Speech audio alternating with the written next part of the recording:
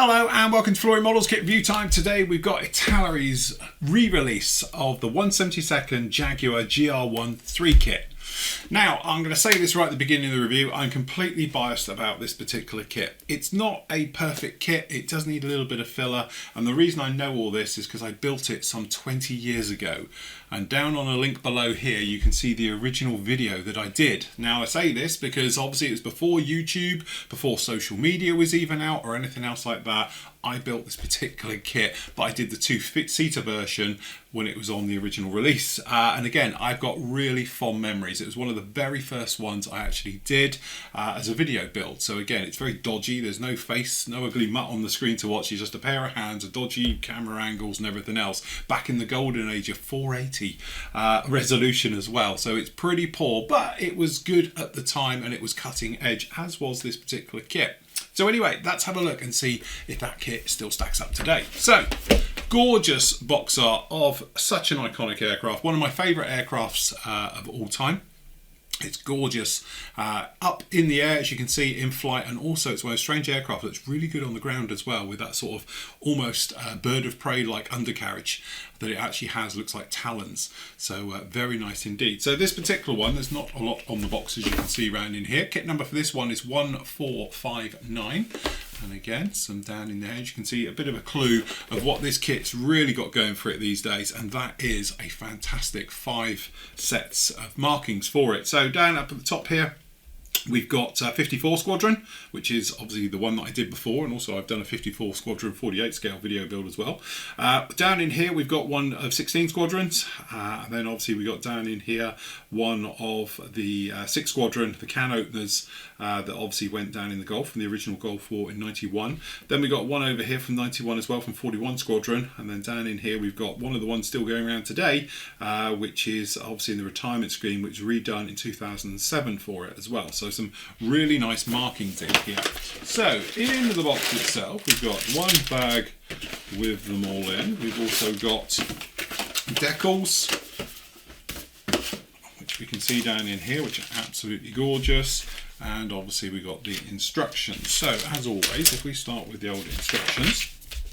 So as we can see, it's pretty basic. It's showing its age just a little bit. So the seat's pretty poor and there's not a lot of internal details, but let's face it, it's 72nd scale and you can't see much in there, especially if you're going to have the cockpit closed, all right? But you could, if you want to, add a little bit of new harnesses, things like that, just to liven up, or even an aftermarket resin ejector seat would probably be quite a nice upgrade for this particular kit. It talks about putting the halves together, but as we'll say in a moment, I'd leave that just off there, because down here at the back you've got the back end of it going together, the nozzles going in and this sort of bottom plate being fitted. I would put the front ends on the fronts of these first, get a nice seam out of it, then put it together. That way you've just got one seam at the bottom instead of obviously all the seams if you do it all separately. Then it's obviously talking about the front end, so you can either put it as a hole in the front or do it like I just said in 2 halves. Nose going on there as well, and then obviously you've got this cooler scoop at the top, so that one being fitted down into there. Then you're over to the wing section, and this particular kit has one giant wing right the way over there. Everything's molded up so you can fit that in. The actual intakes going together, being fitted down onto it, and then the gun pods as well being fitted down onto it. So again, fitting all of that in there is going to make for some little joints. So test fitting, absolute must. Get him down as good as you possibly can, and then afterwards perhaps you pop in with a little bit of filler and do some cleanup work. And again, the gear, that sort of very much sort of bird of prey like gears we were saying, putting that lot together as well, ready for being fitted onto it, and those are just going to drop in. We've got those sort of ventral fins down there at the back being fitted onto it, and then same on the other side as you can see. And then we've got the little doors for the actual air brakes being fitted in the out position for when it's down on the ground. Fuel tanks and recce pods, various things. We've got the ALQ119 jammer pod as well being fitted down onto this one, and then obviously you can put in any type of fit you want underneath. Then we've got those markings which we spoke about before, and as you can see they look absolutely fantastic, really very, very nice. So depending which one you want to do, the modern, you can do the wraparound down in here, or say you can do a sort of Desert Storm type option as well, or a Granby one right the way down on there, just like that. Decals look fantastic and gorgeous, and to be honest I'm quite a fan of their decals. They tend to be a little bit thick, Italeri decals, but they're always good, solid, well registered ones as well. So you've got all the different versions as you can see just down in there like that. Then we've got the sprues themselves. So if we look at sprue 1 first, as you can see, it's recessed details, and at the time that was sort of cutting edge for a 72nd scale kit. There was still a lot out of there which was raised details, so having this kit was absolutely fantastic. So as you can see down on the back here, we've got one-piece wing, and again it has got a little bit of flash around it. You are going to have to do a little bit of cleanup, but that should be no problem at all. That's that center belly plate down the back here. We've got the air brakes down in here, we've got the gear, and then obviously you've got the fences for the wings, and then obviously tailplanes looking pretty good. A little bit of flash around the gears, going to need a little bit of tidy up, and then obviously we've got the fuselage areas, and as you can see, really nice detail all the way over those ones. Nice detail in the wheel wells as well.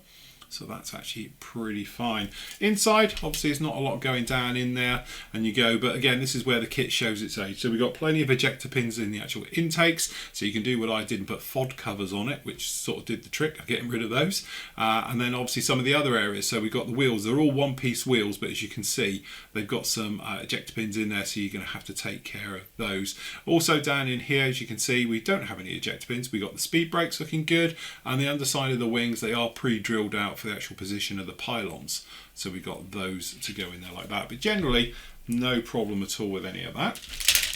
Then we've got the actual front section. As you can see, doesn't look too bad at all. So we've got the details on the nose, you can see, nice recessed details. The cockpit, like we were saying, side console, stuff like that, you're not going to see much in there anyway, not in this scale, but it has got a little bit of detail. Then we've got the jammer pods, we've got the over-wing pylons as well for the actual AIM 9 sidewinders on the top, and then again the various items. One-piece tailplane is all done for you. There's your seat, there's not a lot going on with it, to be honest, so as I said, and then obviously we've got the recce pods, and the actual fuel tanks as well. These CBUs, they're not used. I don't know whose they are, but they're yeah, not obviously the standard ones the RAF would have used back in the day. And again, very, very nice right the way through.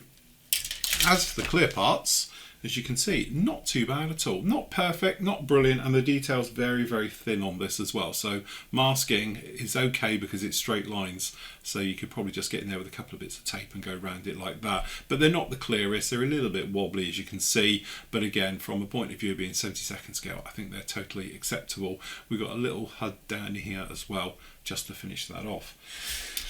And that's it. It's nothing spectacular, there's nothing over the top, but as I said, I see this very much through rose tinted glasses because it's a very old favourite of mine, and to be honest with you, it's one of my favourite aircraft, so I'm biased on every level of this. But what I am going to do is I'm actually going to put this together again, and it will be a free to watch video. So 20 years on after doing the original one, I'm going to actually have a go at putting this one together in a few weeks time as well. So if you want to join along and watch me put this one together, and again, this will be a great way of looking at the tools and equipment I used 20 years ago compared to more modern tools and equipment, and not to mention my skills have hopefully improved 1,000,000,000% over the last 20 years of putting kits together, and I've learned a lot as well, so hopefully I'll be able to pass that on to you guys as well who want to follow along with the actual build.